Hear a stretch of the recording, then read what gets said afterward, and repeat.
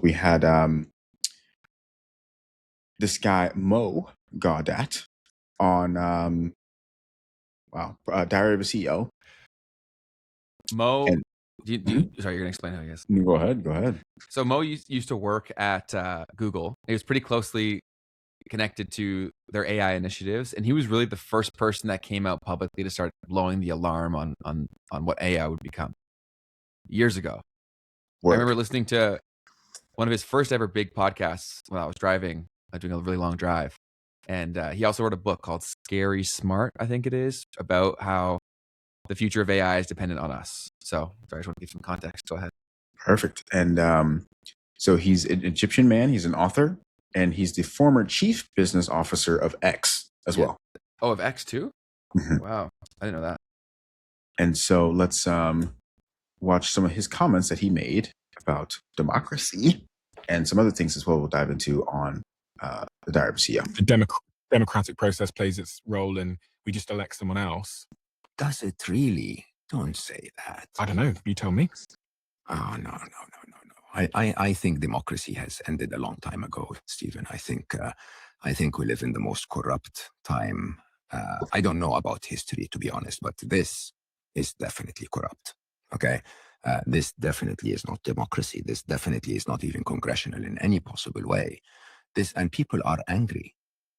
People are angry because their tax money is going to things that they don't choose to, that don't benefit them, that, lots of regulations in the system are being ignored. I mean, I choose not to speak about politics perhaps until my next book comes out, but look, we have video evidence of people abusing children, and not a single person got arrested. Not a single person. I mean, how can you call that a democracy? I think repeating those slogans is gonna anger people even more, if you ask me. People know that they're being lied to. People know that their leaders are not representing their best interests. People know that their money is going to causes that they don't really approve of. And ask me how civil unrest looks like. I don't know, and I'm not calling for it, but I'm hopefully calling for the politicians to start to become aware that this is crossing the lines everywhere. Any initial thoughts on that one, Ben? It's tough to argue with Mo on that one. I think a lot of people feel that everywhere.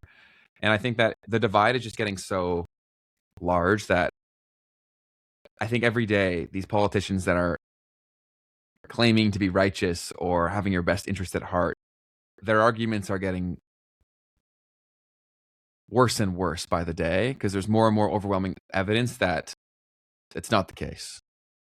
So if they don't pitch a solution pretty soon, then much like you said, I'm not calling for anything to happen, but it's like, how would it not? Like, look around. You know what I mean? It's an inevitable thing. Just look through history. You don't need to make some stuff up. Look backwards. It happens all the time when we get to situations like this, which is also why I believe that the 250th anniversary will be some sort of announcement, right? Because it does feel like it's building to that point where these conversations are being had. Everyone's kind of getting groomed for, okay, we got to roll in something new. So again, how much of this was coordinated? I don't know. But if they don't, like, people are losing reasons not to do crazy shit. They're running out. You know what I mean? Yeah. How about your thoughts? No, I mean, it's definitely, he's put the voice to the things that people have been feeling for quite some time. I mean, even if we're being honest, in the United States, this past year has definitely exposed for anyone who was, I imagine, for anyone who was left, who had faith in any sort of democratic process, I think that's been betrayed. So, yeah. Yeah, this last year was kind of like globally when you realize that like your parents got a problem, you know what I mean? And like you used to think they were perfect, and then you see them in a state and you're like, oh wow, like that's not what I was led to believe is the reality at like a way more extreme scale where it makes you question like everything all at one time. So I think, yeah, a lot of people are very traumatized by realizing all of these things. And also, it's also extremely more so painful because I'm sure a lot of people also fought to protect something they now realize is like not good.